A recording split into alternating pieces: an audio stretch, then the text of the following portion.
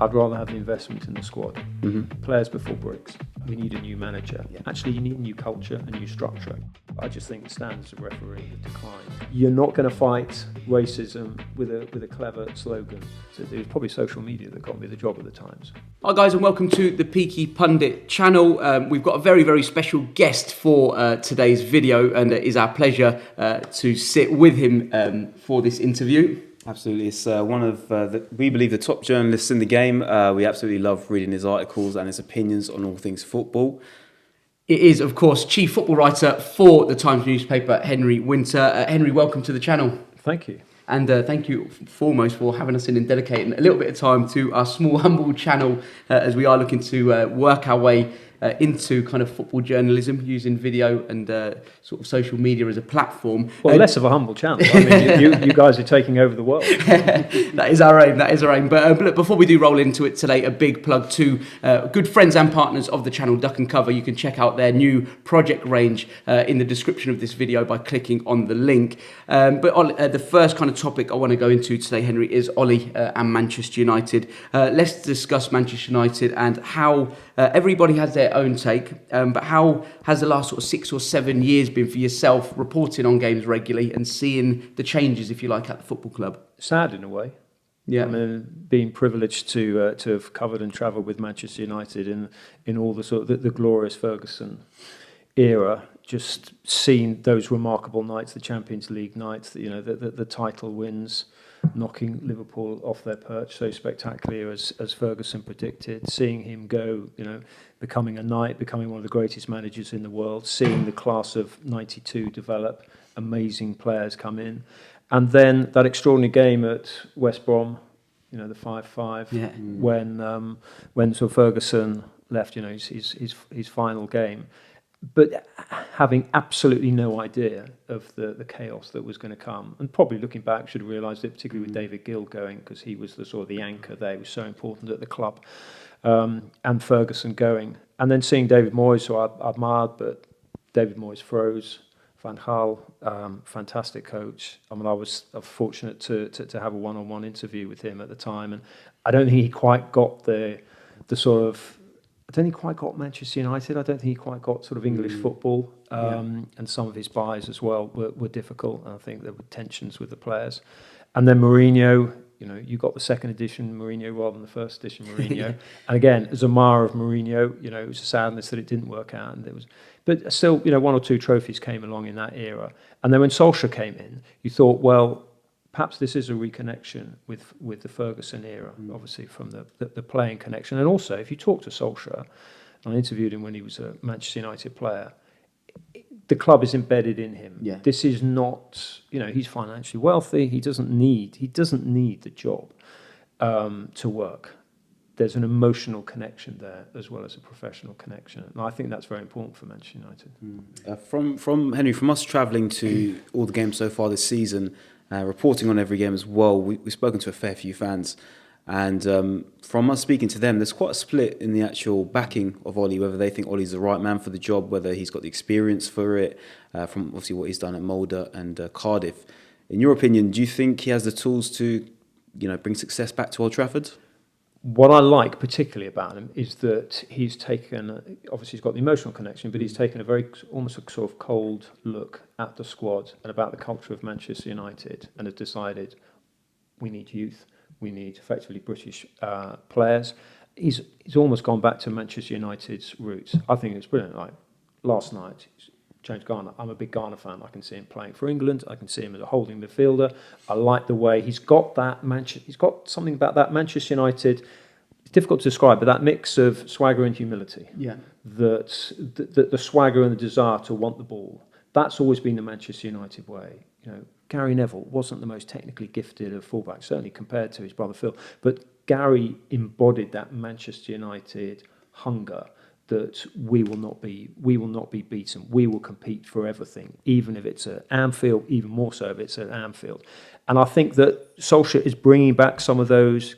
He's almost like he's doing due diligence on the players that he's bringing in. So he's bringing in good characters, like Maguire, like Wan-Bissaka, Daniel James, clearly. I mean, I always thought that Daniel James was a project, in inverted commas, for next season, but because of his talent, he's showing that already. And I think some of the younger players are coming through. Williams, again, we saw that last night. I think he was probably man of the match. Yeah. Garner, I like, because, I mean, you look at Matic is slowing. You need a Garner in there. Yeah. And I think if you've got a Garner in there, and you've got McTominay in there, I think, so I'm still a Pogba fan. Having followed France, being in the World Cup final, I know a lot of Manchester United fans saying, get rid. But I still think if you play a 4-3-3 and you've got a midfield of Garner, McTominay and Pogba in there, that allows Pogba to move on and play well. So I like what Solskjaer's doing. I agree with fans when they say, well, he can be a little bit tactically naive. But tell you what, first half against Liverpool, fans weren't saying that. He set them up well. The game against Tottenham Hotspur at Wembley last season, brilliant. Pogba getting the ball, releasing Rashford. So, I think it's a bit patronising to say he's a sort of like a baby-faced manager and that he's a bit naive, because he clearly can set them up tactically right. I just think he needs more of his players back from injury. Plus also, there's a broader thing here, and it's partly social media, it's partly sort of traditional media, inverted commas, like myself. There's so much pressure placed on managers instantly, almost half by half, rather than spreading the respect and the judgment out over a longer period. Also, especially from neutral fans, I would say, football fans as a whole, who we've discussed Manchester United as a football club and a brand with, a lot of them feel that the longer it continues without the club having any kind of success, it could hinder kind of sponsorship deals or big brand deals that bring in the revenue for the football club. Do you think a club like Manchester United would ever get to a stage where they do suffer kind of loss of revenue to a big extent? Or I think if you talk to fans of other clubs, they will say, "Oh, Manchester United are on the brink," because football's tribal. I think if you look at it more dispassionately and you talk to people around the world, Manchester United, I hate the word brand, but as a name, Manchester United are still strong. Yeah. People say, "Oh, they won't want to sign for Manchester United because the issue is being in the Champions League. That is an issue." But Manchester United is still a huge club.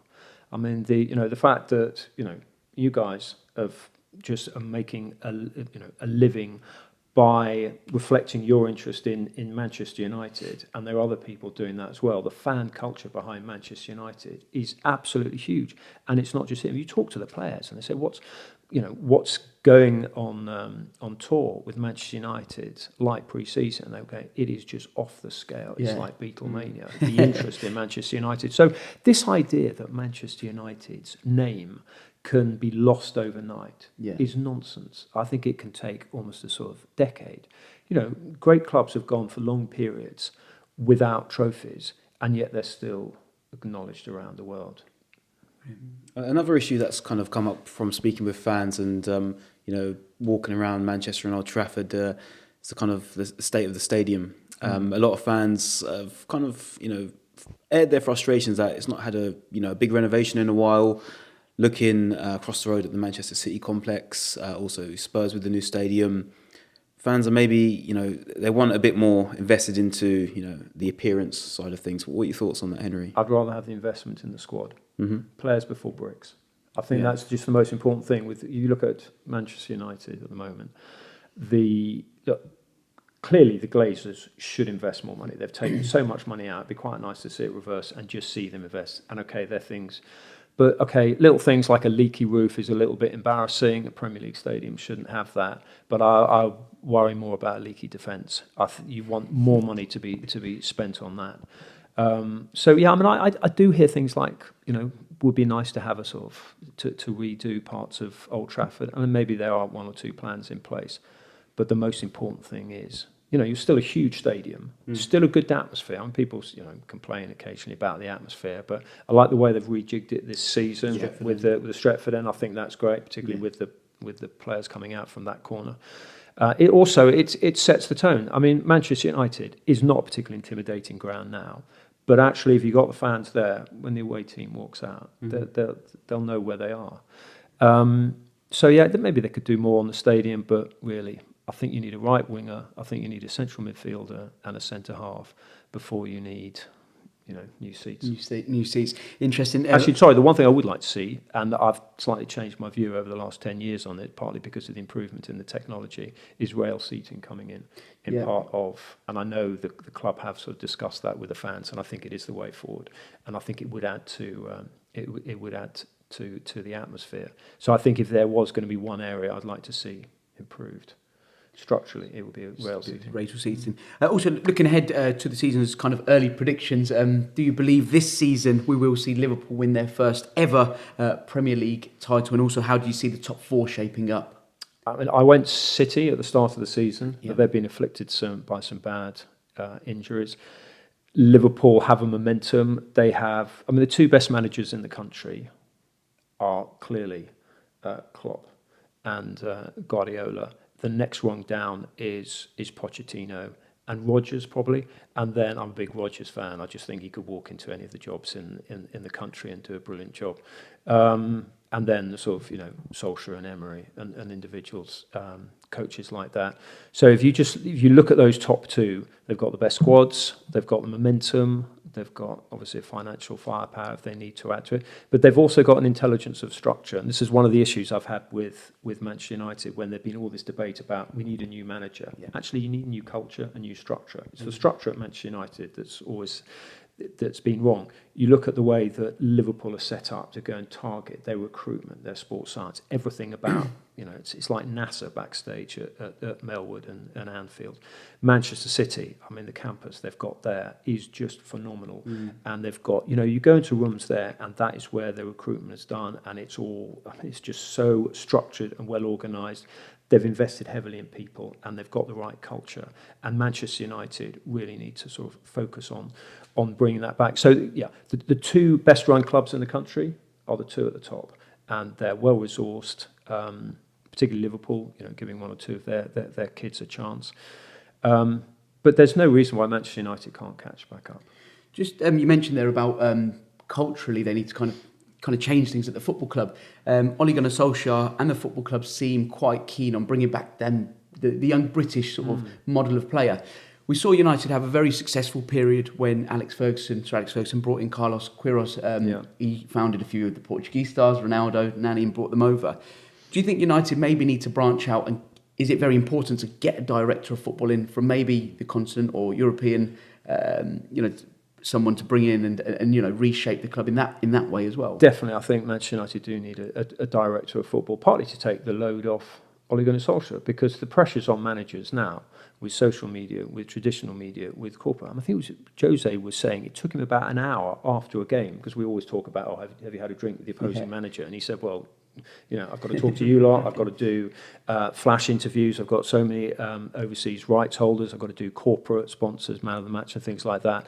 So absolutely, I think you do need like a general manager, almost like sort of the Germans do it, as well as a director of football, getting the right person in.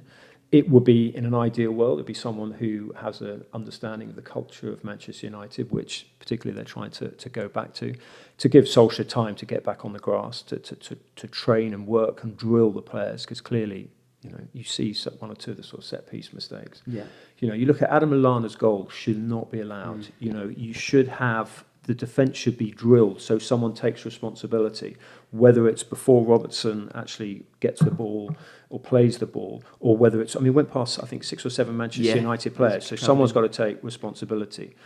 And then issues like the clear imbalance of the squad, because you've effectively had 4 or 5 people putting another layer on this squad. I'm telling you something that you guys know well, but I think you then have to have a director of football who says, right, this is the way we want to go. He has to agree it with Solskjaer, with the manager, and then just bring in the right players. And also, and what I like about Solskjaer is that he is promoting the kids. He is giving them a chance. And I think the way they're brought up through the system, they've got the character and the strength, a lot of them, to play for Manchester United, which 1 or 2 of the players brought in from the outside don't. So in this part of the interview, we want to discuss the introduction of VAR into the Premier League. This season has seen the introduction of it. Large parts, a majority of pundits, players and managers have criticised various aspects of the system. Given your thoughts on it and how it sort of planned out so far? How do you see it? My thoughts have been completely scrambled because what I thought would happen, we talked to some of the England players in the summer about this, that if you're a penalty taker, you're actually going to clean up. But actually, it hasn't happened. There haven't been more penalties. I thought it was going to favour attackers more. It doesn't really seem to be. I think at some point, everyone at Stockley Park, Mike Riley, the head of PGMO, and the referees, is going to have to sit down with one or two of the players, one or two fans, maybe one or two people from the media as well, and discuss exactly what we want from VAR. Because the game doesn't belong to, the officials sitting there at Stockley Park. It doesn't belong to Mike Riley. It belongs to the fans and to the players. And I think that we've got to decide how much of this is entertainment and how much of this is for the fans within the stadium, who I just don't think necessarily enjoy VAR because it does inhibit a lot of the emotion in the stadium. Watching it on television, it's actually quite sort of dramatic, particularly when they have people in the studio listening to it. I occasionally go to watch games in the Championship, just as a fan, and it's quite nice. It's quite relaxing because you don't feel that once it's been given, you think, well, that is it, and the fans can celebrate. So I think there's got to be I think Stockley Park needs to take stock and actually have a little think about what they want. Personally, I quite like the idea of the monitors, and I watched a lot of European games, Champions League games, and it's crazy. You've got Anthony Taylor, who doesn't go to the monitor in a Premier League game, but then I saw him at PSG Real Madrid, and he went over and had a look at I think he was that one, and he went over and had a look at the screen by the side of the pitch. Just do that, because then you're enhancing the control of the manager. Of the referee. There's another longer term issue here, which I'm bored telling people. I just think the standards of refereeing have declined in the last 3-4 years. Clattenburg, people had an issue with Clattenburg. I thought he was a very good referee. Atkinson and Oliver are probably our best two at the moment. Taylor's okay. There are one or two coming up. But now the talent has been spread even thinner because some of them have to go into Stockley Park. So more investments needed at grassroots level. Look, it's a broader issue here. There's a lot of abuse of referees at grassroots level. That's got to be addressed. Otherwise, the flow of referees into the game isn't going to continue. But I do think there needs to be almost a sort of summit meeting, as we call it in the media, of all parties to decide exactly what we want from VAR. Because I don't think it's working at the moment. Yeah, I mean, from hearing a lot of the criticism, across various media outlets on VAR, some pundits have kind of called for it to be taken away from the game. Is it kind of one of those situations that now it's been implemented, we've crossed the line, you can't really go back on that sort of decision now, is it? Or do you feel that we should have never really got the technology involved in the first place? No, I always thought that the technology should come in because I thought it was ridiculous. Take a game at Old Trafford. You've got 75,000 fans there. Most of them can streaming or can see it again on their phone. I've got a monitor in the press box. The one person who hasn't actually got access to the decision or helping him with his decision-making process is the man in the middle, the person making the decision. So I thought that was ridiculous. So I was pro VAR. The way it's worked out, the way it's been implemented, slightly disappointed by it. I think some of the offsides, and armpits and toes, it's body parts, as they always said. I didn't really necessarily think offside was one of the biggest problems in the Premier League anyway. I actually thought the standard of lines, say Darren Cann, someone like him, the standard of linesmanship was actually pretty high. I mean, I think they got like 96, 97% right, which is pretty fine, which is okay. So it was other things. I just think they need to have a sit down and a talk about it at the moment, because I think it's taking some of the joy out of the game, taking some of the flow out of the game, and it's also got to be communicated better. And if they can then do it, there are little things they can do, like actually show it, like they do in cricket. I know cricket's more stop-start, and it's a game based effectively on appeal, but you can do that with football. All the grounds have got big screens. You can put it up on the screens there, so the actual fans are actually engaged in it. At the moment, it seems like Mike Riley is saying, this is my game. I'm deciding. You sit there in silence, you fans, just because you pay to get into the stadium. And that is wrong. It has to think about fans more. How do you envision the future of refereeing? If someone would have said to you 15, 20 years ago that VAR would be implemented, a lot of people might have laughed it off. Could you ever see the game getting to a point where linesmen are taken away and it's just a man in the middle and it's all run on just kind of video analysis? Yeah, the linesman was taken away and the fourth official was taken away. I mean, who would the number twos of each club have to argue with? I don't think so. I think there will always be that that human element. I think we just have to, empower the referees. And if that actually just involves almost someone in his ear saying, by the way, have a look at that again, go over to the screen, go over to the monitor. I mean, I thought when VAR came in, they might actually go down the cricket route and actually have each manager has 2 appeals, 1 per half. And then you've got a finite element of. But then we have another debate about how far do you actually go back on a move, which you saw with Rashford's goal the other day, and Liverpool getting in a huff over that. So I just think, to be honest, when it started at the start of the season, I said to the officer, I'm just going to leave this for 5 or 6 weeks just to see if this settles down, rather than taking a decision on it now, like get VAR or enhance VAR or whatever, because it's every weekend throws up another issue. But clearly, they've got to talk about it because it is damaging the game at the moment. Henry, in this part, I wanted to discuss kind of the ugly racism in the beautiful game.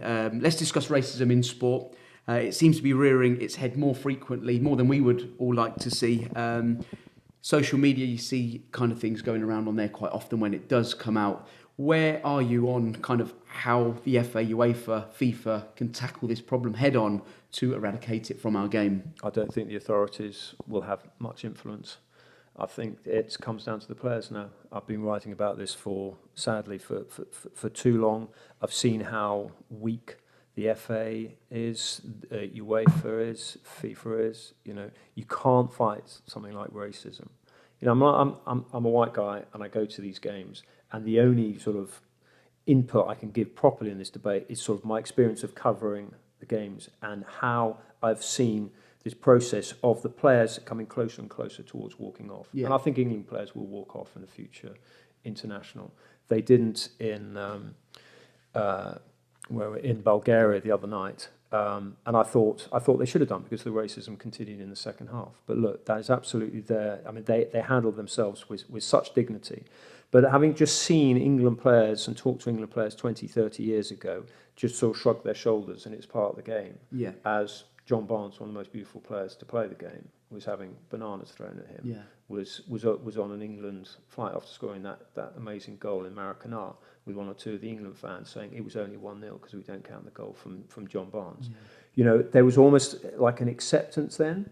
But I think what is brilliant about Raheem Sterling and Marcus Rashford and Callum Hudson-Odoi, their generation, they're not having it. They're taking a stance, not only simply for themselves, but I think for society. And we saw last summer in Russia, that fantastic England team was a celebration of the diversity of this country. Yeah. And that has to be protected, it has to be continued, it has to be maintained. But I think the authorities aren't going to do it. I'm sorry, I'm bored saying it. You're not going to fight racism with a clever slogan, with a hashtag, with a banner saying equal game. And then you get a ridiculous situation like Wolves the other night, where they allowed 20,000 kids in. Yeah. I thought that was offensive towards Wolves. So that's in the stadium. But this poison is bubbling up in society. We're quite an angry country at the moment for political reasons, which we all know about. It's bubbling up because of social media, because everyone's got a platform. The encouraging signs is, I think fans and the media certainly are, particularly fans, are calling it out more. I think I'd like to see sort of Twitter and social media react more. And when Twitter came out and said the other day, we'll be monitoring the accounts of the 50 highest profile black players. I'm like, going, you can't turn this into an arms race. What if you're number 51? What do you think then? You have to do it for everyone. Yeah. You have to obviously keep an eye on the abuse and stop the abuse that Marcus Rashford and Raheem Sterling is getting, but also, a Cyrus Christie at Fulham, people sort of lower down the pyramid in inverted commas. But it's a societal thing. I agree with John. I know John Barnes has got a lot of, sort of criticism for some of his sort of pronouncements on racism. But I wrote a book with John Barnes about 20 odd years ago, and what he went through was just unbelievable. So he's been fighting the fight for a long time. But ultimately, he is right. It comes back to proper education in schools. It's about going to Bulgarian schools and actually teach them, going into English schools as well. Yeah. Because we have a problem in this country, and the Bulgarians were saying, you've got a problem in your country. The media in this country have absolutely accepted that. And in fairness, I always give the FA a bit of a kicking. The FA have sort of made moves on that front. But it's now down to the players, because can you imagine the England players walking off, Harry Kane, Raheem Sterling standing there, and there will be an incident when England get drawn against some maybe East European country. I've also seen racism in Madrid, in beautiful Madrid. Yeah. With England players there, and that was just disgusting. And particularly the journalist and the Spanish coach said, "What are you making a fuss about?" So, but it will happen in the future with England on the qualifying for the World Cup in Qatar, and the players will walk off. And what an iconic image that is going to be. That will be on the front page of Time. Yeah. That will be on the front page of every newspaper, every magazine. It will be discussed on every podcast. It will lead every television bulletin, and it will be an iconic moment, I think, for society as well as sport. Just going back into the kind of the methods a bit deeper of how to kind of eradicate from the game. You mentioned there, obviously, players walking off. Other kind of pundits and people in the media have suggested players kind of exiting social media for a certain amount of time. What's your thoughts? Seriously? Yeah. 24 hours, and then their agents will probably Yeah. say, by the way, you need to keep on this because we've got one or two sort of commercial things we have to sort of push. No, I think they should go more on social media and call it out more, which is actually, I think, was quite encouraging after Bulgaria. Was a lot of the players went on social media and said this is totally unacceptable. So no, I don't think players should go off social media unless they're directly trying to make a point to Twitter and Facebook by saying you guys have got to do more. Henry, from one of my own experiences, from when I was playing semi-professional football at the time, I was playing away at Stevenage Borough, and I had a racial comment made to me by an opposition player. At the time, I was looking to break into the first team, so didn't really want to make anything of it. You know, you keep your head down and you keep kind of working away. But at half-time, one of my teammates brought it to the attention of the manager, who completely swept it under the carpet at the time. Back then, I was more embarrassed than I was, to kind of stand up and speak up about it, because I felt it might hinder my opportunities to be progressing into the first team. In your experience as a journalist, have you ever heard of any players in a youth setup suffering any kind of racial abuse or remarks and not being able to stand up and speak up about it? Or have you seen that change over a period of time? Oh, I mean, it's gone on and it goes on. Yeah. I mean, it's just, that is society. There's some fairly unenlightened people out there. I think players are speaking out more. I think there's a culture now that this is unacceptable at all levels, and that's why it's so important for me. And I didn't want to be critical of the England players the other night for not walking off, but I just think that when they do walk off, you will get, what you went through. You will then, I mean, you can tell me far better than I can sort of surmise what your view would be. You would then, if you saw England walking off, you would think, well, actually, that would embolden you and might make one or two people, racist coaches, not actually have that attitude. Do you think they should have walked off? I think they should have. I think because leading up to the game, there was a lot in the media about if there are any kind of racial chants or comments from the crowd, we would walk off. And I think exactly as you've said, I think by doing that, I think it will empower a lot of people, be very iconic, but it will also take a very big stance on racism. And I think that then, I think amongst the fan base, fans who are sitting there who have paid good money to go in and have the game ruined by somebody in the crowd sitting next to you, I think it would make them think twice. Completely. And fans would then start backing it a lot more openly and publicly as well. We need some self-policing from fans. Yeah. If something's happening around them, say, listen, this is not acceptable Yeah. for the obvious reasons, but also you're ruining the party. The game is going to be stopped because of you. Yeah. So, and it's got to happen, because that press conference in Sofia was absolutely embarrassing. Yeah. With some of the Bulgarian journalists were sort of tut-tutting and saying, can we talk about the game? When I had to do a runner that night, and the office said, listen, this is such a big story, we'll go up from the normal 1,100, 1,200 words runner, which means you've got to file everything by the final whistle, for 1,500 words. And I think I mentioned the match in the last paragraph. Because it was all about, this is such an important issue.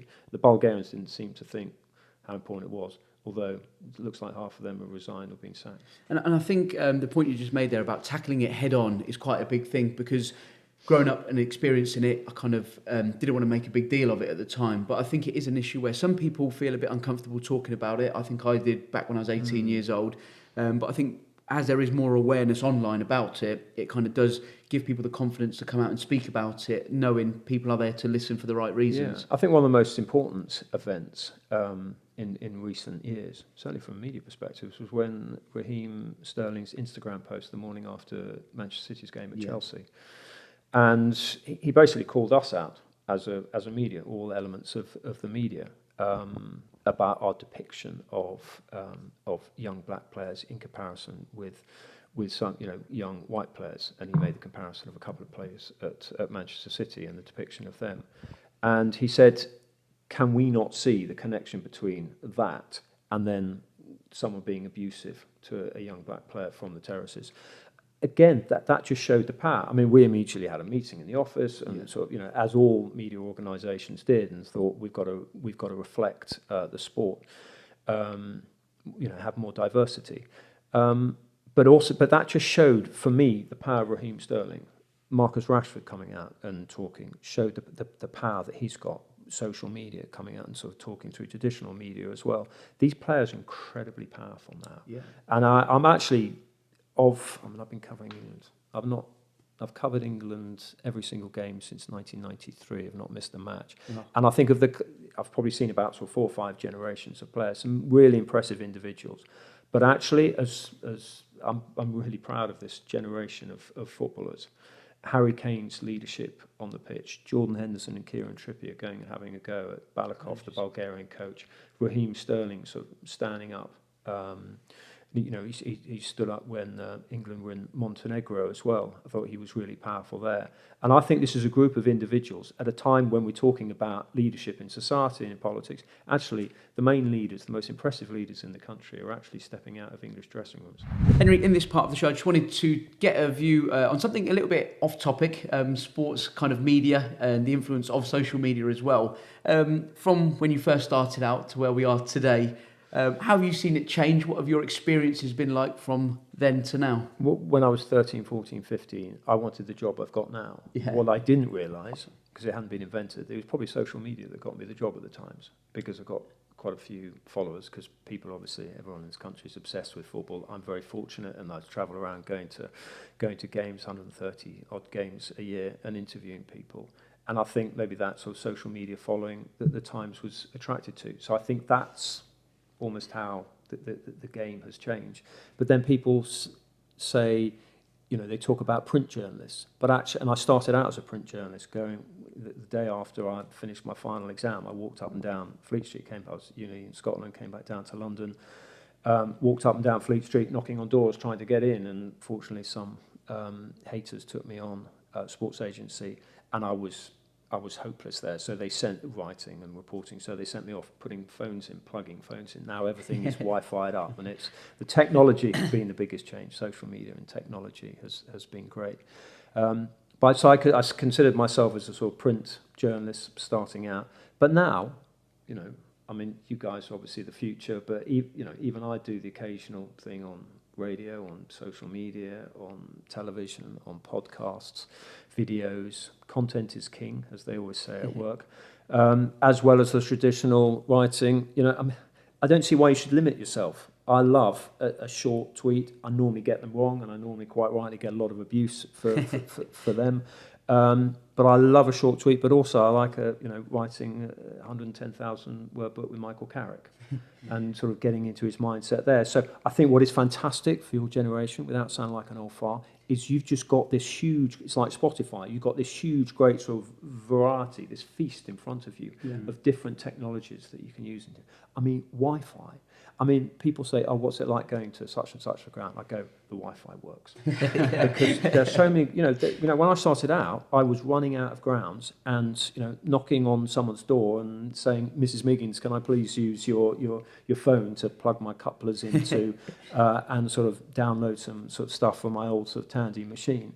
It is just, if we could go back in a time machine, you would just laugh and say, you could not work Pat, like what are we this. doing here? Yeah, absolutely. It was partly because there was so much smoke in the press box, you couldn't see out. But the technology has changed things. The immediacy has changed things. And you just look at, I go and talk at journalism schools, I just see the talent coming through. And I go, oh my God, I haven't got long left with this wave of talent coming through. And I think it's brilliant because of broadcast.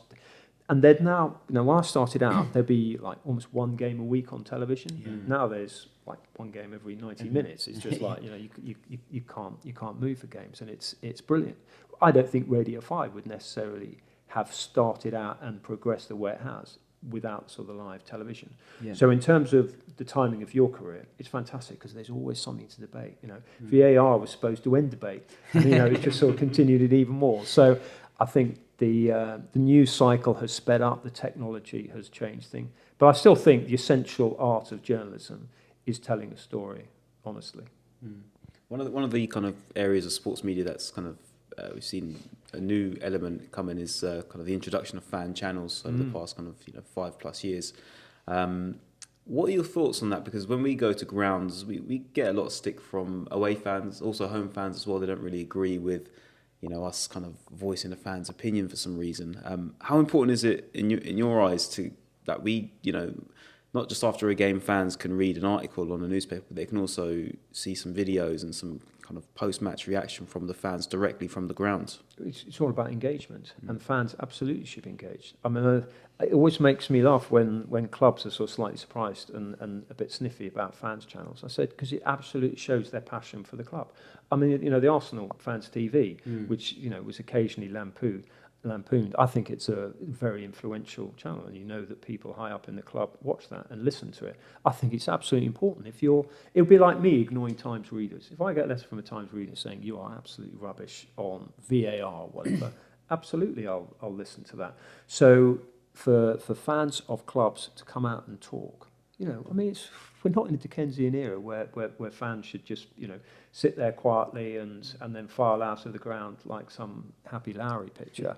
It's all about engagement. It's all about clubs listening to fans. Personally, I think it should be in statute at the Premier League that every club has a fans representative on its board to say to the Glazers, say, by the way, sort your the debt that you've involved this club in out, sort the structure out, and actually challenging the club a bit more. If I go into work, people absolutely challenge me every day, and I think it's fantastic, fans. And I think the fans, it's not simply Fans TV, but social media in general, and I've definitely found this as a journalist, I get called out by fans all the time, and I think it's absolutely brilliant. If I got something wrong, obviously it's a subjective thing, and 99% of Twitter is about subjectivity. But if I get something factually wrong, absolutely call me out on it. So I think that is fantastic. Is that everyone has a platform now, citizen journalism, Fans TV. I think it's brilliant. I quite like walking out of grounds and seeing fans being interviewed, because you're the ones who pay for the game. Yeah. You're the ones who effectively pay the wages through television, through subscriptions, obviously through going into the ground. So why shouldn't you have an opinion? And I think you look at some of the leaders of clubs, you look at some of the leaders of the footballing authorities. Actually, I'd much rather listen to the fans than them. Also, in current times, we see it almost pretty much every weekend after games where a clip might have been put out on Twitter of a player making a mistake or a bit of a howler in a game. As a player, do you think we're in a period now where it is very, very difficult to kind of shelter yourself from kind of negative clips of you slipping up in a game? And how do you think these clubs and players cope with strategies that they might put in place so mentally it doesn't affect players too much? I'm a bit old school on this. I'm very much in the Sir Alex Ferguson camp. I'm amazed that clubs still allow players to have telephones in the dressing room. I think they should be turned off for just left back at the hotel, left in the car, whatever, for 2-3 hours before a game, for immediately after the game, because you've got young players, impressionable players, and there's this whole debate about mental health going into, coming off the pitch after a game, and they're immediately flicking on and saying, I did a sort of nice trick or whatever, let's see how many people, and loads of people can say, well done, mate, you played brilliantly, and then there will be abuse, and that affects players. It definitely inhibits players. I've seen it with 1 or 2 Manchester United players. You can see the fact that the social media pressure is a toll on them. Now, social media is fantastic. I like the way that players are on the coach or on the train coming back from matches, and they just, because you've got the best away support in the country. and I've written that hundreds of times, and I've had stick, from other clubs for it. Your away support is absolutely brilliant, and I think they deserve the recognition from players coming back after a game, just saying, listen, Maguire's very good at it. He always comes over to the fans and salutes them. So I think that is absolutely important. But I do think it scares a lot of the players. Partly, obviously, we've seen the racist abuse that Marcus Rashford and Paul Pogba received, but also the general drip, you're crap. I think that, even with a club where it demands its players to be strong, I think you can see that it affects some players. The thing is, we've all probably been in a situation where you might be on the way to a meeting, or when I was playing, on the way to a game, and you've had an argument with brother or sister, your partner, whatever it is, and mentally it affects you. You're kind of all over the place. So, as you kind of mentioned there, going into a game and you're on your phone, it only takes one read of something negative, because that sticks in your mind a lot more than something positive that you're reading. Definitely. And also, even if you're a very strong player, you've got to remember that there's collateral damage to families and friends and partners who just see that abuse. And then it just sort of, they go into the players' lounge after the game and say, have you seen what people have been saying about you? So I think, maybe I'll be very old school and ban phones on match days. Henry, look, it's been fascinating to get your insight into today's topics, and thank you once again for joining us and having us here today to discuss everything with you guys. But big shout out to Duck and Cover for helping to bring this exclusive interview with Henry Winter, chief football writer of the Times newspaper, to you guys. I hope you guys have enjoyed the content today and that we are putting together. If you haven't already, don't forget to hit the subscribe button and join us on the journey, and jump into the comments section below on any of the topics we've discussed today to give us your thoughts. But we'll be back with you guys next time.